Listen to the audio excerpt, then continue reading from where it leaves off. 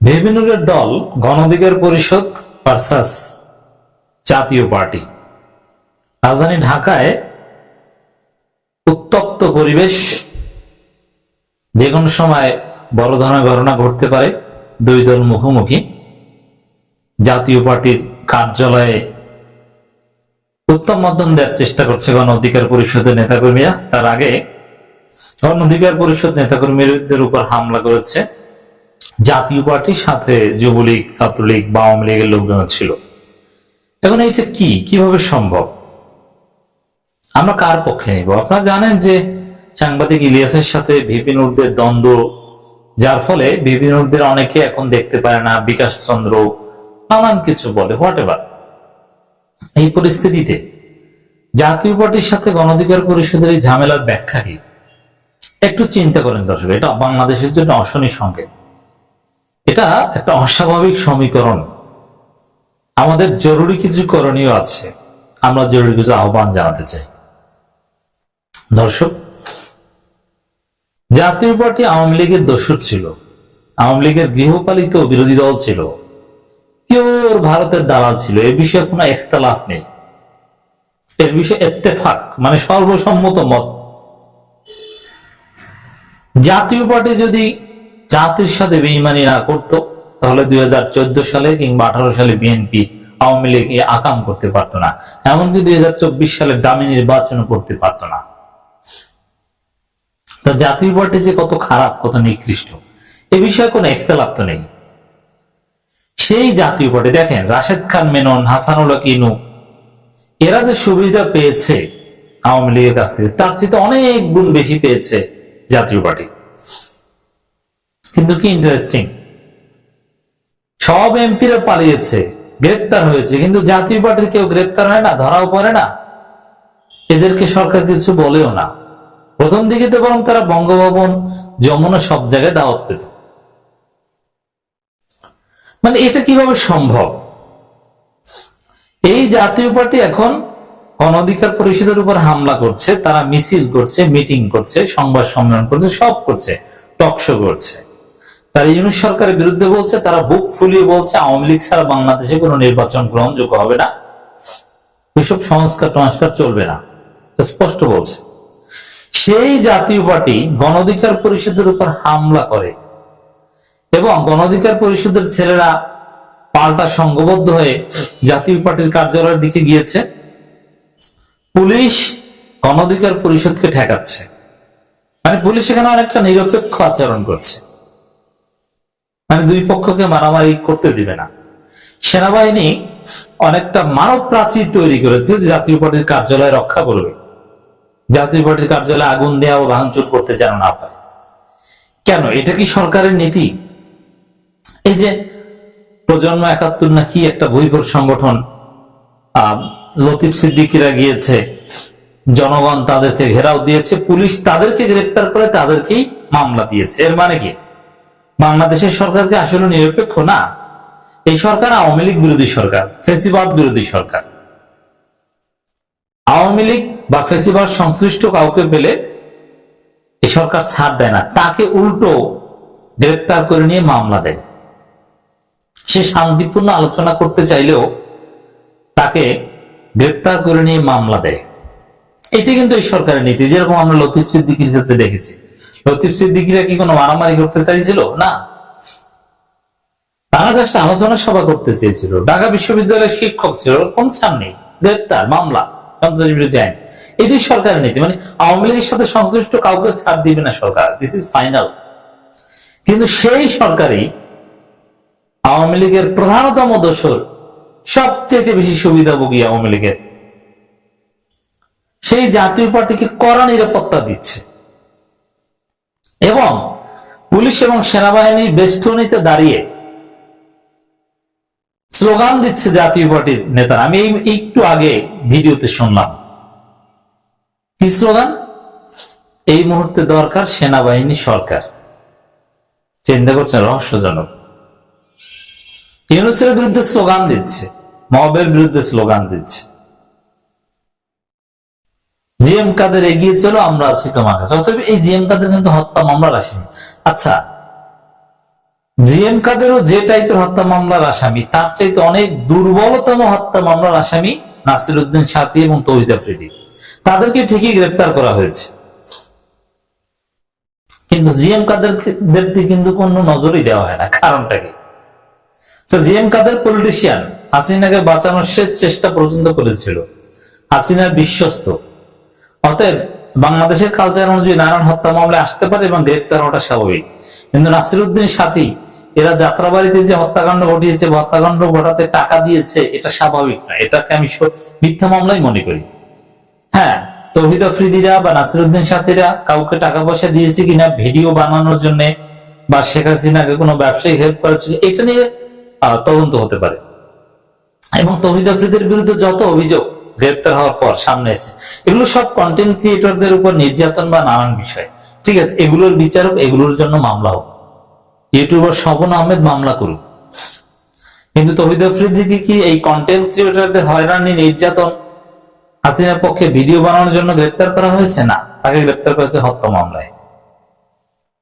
এই তৌহিদ আফ্রিদি, নাসিরউদ্দিন সাথীদের গ্রেপ্তার করে সরকার প্রয়োজন হলে, যেটা একদম ঠুনকো অভিযোগ তাদের বিরুদ্ধে, বা তাদের বিরুদ্ধে আসল অভিযোগ গ্রেপ্তার করা হয়নি।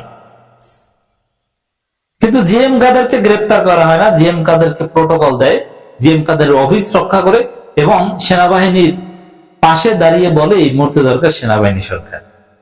এটা কিভাবে সম্ভব? এটা স্বাভাবিকভাবে একদম সম্ভব না। আওয়ামী লীগের মতো দল তারা ঝটিকে মিছিল করতে পারে না, জাতীয় পার্টি কিভাবে করে? মানে জাতীয় পার্টিকে সরকারের একটা অংশ এবং সেনাবাহিনী তাদেরকে সরাসরি বলে দিয়েছে জাতীয় পার্টি থাকবে, এবং এমনকি বিএনপিরও একটা অংশ জড়িত, যে না, জাতীয় পার্টিকে কিছু বলা যাবে না, এই জাতীয় পার্টিকে প্রধান বিরোধী দল বানাতে হবে। সেনাপ্রধান প্রথমে চেষ্টা করেছিলেন রিফাইন্ড আওয়ামী লীগ, কিন্তু রিফাইন্ড আওয়ামী লীগ তো জয় বাংলা। কিভাবে? আপনারা দেখেছেন যে আওয়ামী লীগ নিষিদ্ধ, আওয়ামী লীগের কার্যক্রম নিষিদ্ধ, সেখানে তো রিফাইন্ড হিসেবে অন্য কাউকে সামনে আনা যায় না। এরপরে ধরেছে জাতীয় পার্টিও আবার এই তরুণ প্রজন্ম জাতীয় পার্টির বিরুদ্ধে এক প্রকার এম্বার্গো দিয়ে দিয়েছে। তাহলে কি করা যায়? এখন রিফাইন্ড জাতীয় পার্টি সামনে এনেছে। জাতীয় পার্টি কয় গ্রুপ সামনে এনেছে, যে গ্রুপ দিয়ে ঘটনা ঘটানো যায় সেটা করবে। তাহলে এই যে দেখেন, ভিপিনুরদের উপর হামলা করার সাহস পেল জিএম কাদের, যেটা আওয়ামী লীগও পায় না, এবং জিএম কাদেরদের হেল্প করে আওয়ামী লীগ লোকবল দিয়ে। এটা শুধুমাত্র সেনা প্রধানের কারণে সম্ভব হয়েছে, সেনাবাহিনীর প্রোটোকলের কারণে সম্ভব হয়েছে। আর সেনাবাহিনী তৎপরতার কারণেই পুলিশ দেখলাম যে খুব জোরালো ভূমিকা পালন করছে। অথচ এটা হওয়ার কথা ছিল কি, গণ অধিকার পরিষদের সাথে ঝামেলা হয়েছে, পুলিশ সেনাবাহিনী মিলে জাতীয় পার্টির অফিস রেড দেবে, ওদেরকে ধরে গ্রেপ্তার করে নিয়ে যাবে, যেরকম লতিফ সিদ্দিকীদের ক্ষেত্রে হয়েছে। এটা ছিল স্বাভাবিক আচরণ, কিন্তু না, মানে পর্দার অন্তরালে বিরাট খেলা, বিরাট সমীকরণ।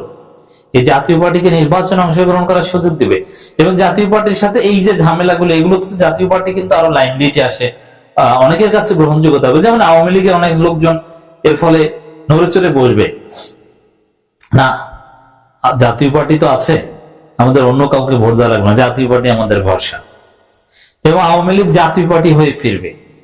এই হিসাব নিয়ে সেই বন্দোবস্ত চলছে। অতএব আমাদের করণীয় কি? আমাদের করণীয় এখানে আমরা ভিপি নুরের দলের পক্ষে। ভিপি নুরের দল যতই খারাপ হোক, জাতীয় পার্টিকে পিটিয়ে ওদের হাত পা ভেঙে দিতে হবে, ওদের কোমর ভেঙে দিতে হবে, ওদেরকে নিষিদ্ধ করতে হবে। কোথাও জাতীয় পার্টিকে দাঁড়াতে দেওয়া হবে না। আমরা জনগণ বা বিভিন্ন দল যদি এখানে জাতীয় পার্টিকে, গণ অধিকার পরিষদ হেল্প করে, সেনাবাহিনী কতক্ষণ ওদেরকে প্রোটেকশন দিয়ে রাখবে? সারা বাংলাদেশে জাতীয় পার্টিকে গণধোলাই দিতে হবে। গণ অধিকার পরিষদ সাহস করে যদি করে, আমি বিশ্বাস করি সাধারণ জনগণ তাদেরকে হেল্প করবে। এটা একটা মজার ঘটনা ঘটেছে, এর মধ্যে বিএনপির সব গোমর ফাঁস হয়ে গেছে।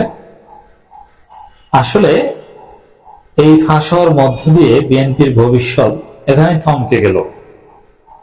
আপনি শুনলে অবাক হবেন যে বিএনপি কি করেছে। বিএনপি বলে যে আমরা গণতান্ত্রিক দল, আসলে তারা গণতন্ত্রে বিশ্বাস করে না। তারা বিশ্বাস করে ভোট চুরিতে, ভোট কারচুপিতে। জনগণের মতামত ওইটির চূড়ান্ত, এই বিশ্বাস তাদের নাই। এর মানে বিএনপি অগণতান্ত্রিক শক্তি, প্রতারক শক্তি। গণতন্ত্রটা এটা তাদের মুখোশ। ইন রিয়ালিটি তারা জনগণের রায়কে মানে না, জনগণের রায়কে ভয় পায়। কারণ তারা জানে জনগণের রায় তাদের পক্ষে আসবে না, জনগণের রায় তাদের বিপক্ষে যাবে। তো দর্শক, একটা খবর শুনলে অবাক হবেন, গণভোট নয় বিএনপি। বিএনপি বলছে গণভোট নয়। এর মানে কি ভাই? গণভোট আপনাদের বিপক্ষে যাবে এই জন্য গণভোট নয়? আচ্ছা, যে গণতন্ত্রে বিশ্বাস করে সে গণভোটের বিরোধিতা করতে পারে? কোন গণতান্ত্রিক বোধ সম্পন্ন লোক বলতে পারে যে না না গণভোট টনভোট এগুলো মানি না? কেন ভাই? আপনি বলতে পারেন যে সর্বোচ্চ গণভোট করতে অনেক টাকা লাগবে, টাকা কি আছে? অথবা আমরা তো গণভোট ছাড়াই বিষয়টা সমাধান করতে পারি, অথবা এত ঝামেলা কি যায়, এভাবে বলতে পারি। কিন্তু গণভোট না, আমরা গণভোট মানি না, কোন গণতান্ত্রিক শক্তি কথা বলতে পারে না। তো যারা গণভোটে বিশ্বাস করে না, গণভোটের বিরুদ্ধে, গণতন্ত্রের চাইতে, গণভোটের চাইতে ডিরেক্ট ডেমোক্রেসি পৃথিবীতে আর নাই। গণতন্ত্রের সবচেয়ে পিওরেস্ট এবং হাই স্টেজ হচ্ছে গণভোট। আপনি সেই গণভোট মানেন না, গণভোটে রাজি না, মানে আপনি গণতন্ত্র মানেন না, আপনি জনগণের রায় মানেন। গণতন্ত্র বা নির্বাচন পদ্ধতি নানান দিকে নানান প্রতারণা আছে, কিন্তু গণভোটের মধ্যে কোনো প্রতারণা নেই। এই জন্য রেফারেন্ডাম পৃথিবীর, মানে যখন কোনোভাবে কোনো ওয়ে না থাকে, সংসদ বা কেউ কোনোভাবে সিদ্ধান্তে পৌঁছতে পারছে না, ঝামেলা, তখনই তো রেফারেন্ডাম দেওয়া হয়। রেফারেন্ডাম হচ্ছে শেষ চিকিৎসা, রেফারেন্ডামের উপরে আর কিছু নেই। সে রেফারেন্ডাম বিএনপি মানে না, এরা নাকি গণতান্ত্রিক, এরা নাকি ভোটে বিশ্বাস করে। প্রতারণা, বিএনপি প্রতারক। তো দর্শক, বিএনপি গণভোটে রাজি না, আর এই কারণে দেখেন বিএনপি গণভোটে রাজি না। বিএনপি তাহলে কিসে রাজি? রাজি হচ্ছে ভোট কারচুপিতে। এরপরে দেখবেন যে এই বিএনপি জয় বাংলা হয়ে গেছে নির্বাচন ঠেকাতে। যেমন যেখানে দেখছে যে নির্বাচনে তারা হারবে, তখন সেখানে নির্বাচন ঠেকাতে চায়। যেমন ডাকসু নির্বাচন বানচাল করতে চায়। বিএনপি প্রার্থীরা, ছাত্র দলের প্রার্থীরা, তারা বলে যে 1 2 3 4 ডাকসু ড্যাশ মার, না এরকম কি জানে একটা কথা বলে, মানে ডাকসুতে তারা আগ্রহী না। অনেক প্রার্থী বলছে, কারণ তারা জানে হেরে যাবে। আবার দেখেন ছাত্র সংসদ নির্বাচন গুলো ঠেকানোর কত চেষ্টা করেছে, আবার যেখানে পারছে সেখানে ঠেকাচ্ছে, পিছাচ্ছে। তারেক রহমান ফোন দিয়ে ভিসির মাধ্যমে পেছাচ্ছেন। এর মানে আসলে বিএনপি গণতন্ত্রের বিশ্বাসী না। এরকম বাটপারি করলে ভাই আপনার ভবিষ্যৎ নেই। আপনি বাটপারি করলে এমন ভাবে করেন যাতে মানুষ ধরতে না পারে। আওয়ামী লীগ কখনো বলেনি যে আমরা গণভোটে চাই না বা গণভোটে বিশ্বাসী না। আমাদের গণভোটের দরকার নাই, জনগণ এটি চায়, অথবা এটা কোর্টের রায়। কিন্তু গণভোট নয় এই কথা আওয়ামী লীগ বলতে সাহস পায়নি, কিন্তু বিএনপি কথা বলছে। তাহলে খেলা কোন জায়গায় বুঝতে পারছেন? গণভোটটা নির্বাচন দিয়ে জনমত যাচাইয়ের আহ্বান বিএনপি। এর মানে গণভোটে বিশ্বাস করে না, নির্বাচন দিয়ে জনমত। কি নির্বাচন দিয়ে? এই প্রচলিত পদ্ধতিতে, যেখানে 30% ভোট পেলে 70% জনগণের বিরুদ্ধে যে ক্ষমতা দখল করা যায়, এইটা চাই। এই জন্য এই দেখেন, এই ধরনের প্রতারণা আওয়ামী লীগ করলে তারা সফল হতো, কারণ আওয়ামী লীগ প্রতারণা করে, ধান্দাবাজি করে সফল হয়, 15 বছর 16 বছর টিকতে পারে। কিন্তু বিএনপির ইতিহাস হচ্ছে ধরা খাওয়ার ইতিহাস। 2006 সালে বিএনপি একটা আকাম করতে গিয়েছিল, কিন্তু ধরা পড়েছে। সে আকাম সফল হয়নি। অল্প কিছুদিনের মধ্যেই সব তছনছ হয়ে 111 চলে এসেছে। ইয়াজউদ্দিনকে প্রধান উপদেষ্টা বানানোর খায়েশ একদম মিটে গেছে। দর্শক, খবরটা একটু আমরা দেখি। পিআর পদ্ধতি নির্ধারণের জন্য গণভোটের দাবি তোলার আগে নির্বাচন দিয়ে জনমত যাচাই করার আহ্বান জানিয়েছেন বিএনপি শীর্ষ নেতা। আরে ভাই, গণভোট দিলে সমস্যাটা কি? আপনি গণভোট ভয় পান কেন? আপনি বলেন যে গণভোট, আপনি তো বলেন যে পিআর পদ্ধতি জনগণ বোঝে না। এই যে প্রতারণা, এখানে একটু বলি, জনগণ পিয়ার পদ্ধতি বোঝে না। এই যে বিএনপির ভবিষ্যৎ নাই বলি, বিএনপি নাকে খত দিয়ে পিয়ার পদ্ধতির পক্ষে বলবে কিভাবে জানেন? বিএনপি 92 সাল থেকে 96 পর্যন্ত বলতো যে জনগণ তত্ত্বাবধায়ক সরকার বোঝে না। এ বিষয়ে ক্লিপস আছে আমাদের কাছে, আমি তো আমার ভিডিওতে ক্লিপস দেখাই না, তাহলে দেখানো যেত। বিএনপি নেতার খালেদা জিয়া সহ জিজ্ঞেস করতো, খালেদা জিয়া জিজ্ঞেস করতো, জনতা আপনারা কি তত্ত্বাবধায়ক সরকার বুঝেন? জনগণ না, বুঝি না। এই যে দেখেন, জনগণ তত্ত্বাবধায়ক সরকার বুঝি না। কিসের তত্ত্বাবধায়ক সরকার? এই কথা বলতো বিএনপি। এর বিরুদ্ধে আওয়ামী লীগ, জামাত বলতো না, তত্ত্বাবধায়ক সরকার আসতে হবে। এবং জামাতের এক নেতা বলেছিল যে বিএনপি নাকে খত দিয়ে তত্ত্বাবধায়ক সরকার মানবে। তারপরে কি হয়েছে? বিএনপি আসলে তত্ত্বাবধায়ক সরকার বিরোধী শক্তি। এরা 2006 সালে এসে বিএনপি তত্ত্বাবধায়ক সরকার খেয়ে দিয়েছে, বিকৃতি করে, বিচারপতিদের বয়স বাড়িয়ে, ইয়াজউদ্দিনকে প্রধান উপদেষ্টা বানিয়ে। ওইটা আনুষ্ঠানিকতা, তত্ত্বাবধায়ক সরকার ধ্বংস করেছে আসলে বিএনপি। আনুষ্ঠানিকতা সম্পন্ন করেছে, যেমন তত্ত্বাবধায়ক সরকার হত্যা করেছে বিএনপি, আর দাফন কাফন জানাজা করেছে আওয়ামী লীগ।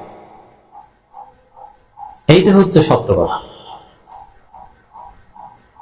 ওরকম এখন বলছে পিয়ার পদ্ধতি জনগণ বোঝে না, কিন্তু দেখবেন যেমন একটা দিন আসবে বিএনপি বলবে না, পিয়ার এর বিকল্প নাই, পিয়ার পদ্ধতি হতে হবে। আবার আওয়ামী লীগ এসে বা বিএনপি ধরাটা খেলে, বিএনপি তো এমনিতেই মাইর খাবে একটা নির্বাচনে, বা ওই যে আকাম যা করেছে সবকিছুর কঠিন শাস্তি পেতে হবে। তারপরে যদি দেখবে আর কোনো উপায় নেই, বরং পিয়ার পদ্ধতি হলে কিছু পাইতে পারে, তখন না, পিয়ার চাই, পিয়ারের কোনো বিকল্প নেই। এই যে পিয়ার চায় না, আপাতত গণভোট চায় না, স্থানীয় সরকার নির্বাচন চায় না, এই কারণে বিএনপির ধ্বংস হবে, বিএনপির ভবিষ্যৎ থমকে যাচ্ছে। আপনাকে যদি রাজনীতি টিকতে হয়, তাহলে জনগণের পালস বা জনগণের মতামতকে গুরুত্ব দিতে হবে। ধান্দাবাজি করে আওয়ামী লীগ টিকতে পেরেছে? পারেনি। ওরকম ধান্দাবাজি করে টিকতে পারবে। আপনি গণভোটের বিরোধিতা করতে পারবেন না, আপনাকে গণভোটের প্রতি রেসপেক্ট দেখাতেই হবে। আপনাকে বলতে হবে না, গণভোটের জনগণ যদি এটা চায় তাহলে আমাদের আর কোনো কথা থাকবে না। আপনি গণতন্ত্রের বেসিক প্রিন্সিপালস উপর না থাকলে আপনি পারবেন না। অর্থাৎ বিএনপির ভূতের মুখে রাম রাম। আরো অনেকে বক্তব্য দেন, পিয়ার গণভোটে দাবি তোলার আগে নির্বাচন দিয়ে জনমত। আরে ভাই, কেন গণভোটের উপর জনমত যাচাই আর কোন পদ্ধতি আছে? তার আগে আপনার এই নির্বাচন দিতে হবে কেন? এর মানে এই নির্বাচন দিলে তারপরে গণভোটের দাবি যারা করবে তাদেরকে ধরে পিটাবেন বা জেলে নেবেন, এই তো ধান্দা। এইটা আপনার এইটা চান। 72-এর সংবিধান আওয়ামী লীগের না, 72-এর সংবিধান এখন সবার। এই সংবিধান বাতিল করা যাবে। এই যে 72-এর সংবিধানের পক্ষে অবস্থান নেওয়াটা, এটাও নতুন বাংলাদেশে অনিবার্য বাস্তবতা। 72-এর সংবিধান এগুলো জনগণ ছুড়ে ফেলবে, অথচ সে 72-এর সংবিধান আঁকড়ে ধরছে বিএনপি। এটাও বিএনপির ভবিষ্যৎকে